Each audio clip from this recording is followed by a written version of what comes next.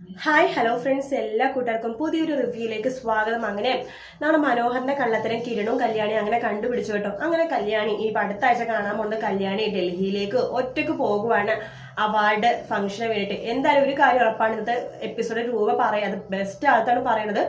രൂപ രാഹുലിനോട് പറയുന്നുണ്ട് കല്യാണി ഡൽഹിയിലേക്ക് പോകുന്നുണ്ട്, ഒറ്റയ്ക്ക് പോവാണെന്നൊക്കെ പറയുന്നുണ്ട്.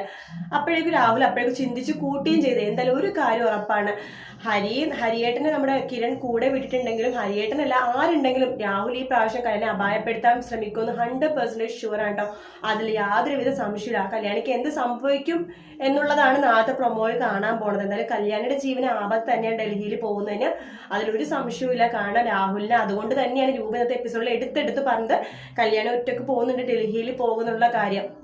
അപ്പൊ അങ്ങനെ കല്യാണിന്റെ പുറകിൽ എന്തായാലും രാഹുൽ ഗുണ്ടകളെ പറഞ്ഞേക്കല്ലെങ്കിൽ ചിലപ്പോൾ രാഹുൽ തന്നെ നേരിട്ട് പോയെന്ന് പറയാം. കാരണം ഗുണ്ടകളെയൊക്കെ ഇതിന് മുമ്പ് പറഞ്ഞു വെച്ചിട്ട് ഒന്നും തന്നെ സംഭവിച്ചിട്ടില്ലാത്തതുകൊണ്ട് ചിലപ്പോൾ രാഹുൽ തന്നെ ഇതിനു വേണ്ടി മുൻകൈ എടുത്തിട്ട് പോവുകയും ചെയ്യും. എന്തായാലും കല്യാണിയുടെ ജീവന് ആപത്ത് തന്നെയാണ്. അതേസമയം നമ്മുടെ സരയുവിനെയും അതുപോലെ തന്നെ നിഷേനെയും ഒരുപോലെ പറ്റിച്ച് മനോഹർ മുന്നോട്ട് പോയിക്കൊണ്ടിരിക്കുക കേട്ടോ. രണ്ടുപേരെയും ഒരു സ്ഥലത്ത് വെച്ച് കാണുമ്പോഴേക്കും മനോഹറിന് എന്ത് ചെയ്യണമെന്ന് അറിയില്ലെന്ന്, അവിടെ പോണോ ഇവിടെ പോണോ എന്ന് അറിയാണ്ട് ആകെ കൂടി വട്ടം തിരിഞ്ഞ് നടക്കാണ്. എന്തായാലും മനോഹറിന്റെ ചെറിയ കള്ളത്തരം സരയു നാളെ കണ്ടുപിടിക്കേണ്ട. നമ്മുടെ മനോഹർ മാക്സി ഇട്ട് ഓടിപ്പോകുന്നത് സരയുവിന്റെ മുമ്പിൽ തന്നെ വീണ് പെടുന്നത്. അതോടുകൂടി സരയുവിന് ചെറിയ തോതിലാണെങ്കിൽ സംശയം വീണ് കിട്ടുന്നുണ്ട്. അത് മാത്രമല്ല, ഇനിയുള്ള ദിവസങ്ങളിൽ സരയുവിന്റെ അടുത്ത് അധികം ഒന്നും മനോഹർ നിൽക്കില്ല, എപ്പോഴും അകന്നുകൊണ്ടിരിക്കും. കാരണം സരയുവിന്റെ കയ്യിൽ നിന്ന് വലിയ കാര്യമായിട്ടൊന്നും പണവും സ്വർണമൊന്നും കിട്ടില്ലെന്ന് മനോഹറിന് മനസ്സിലായി.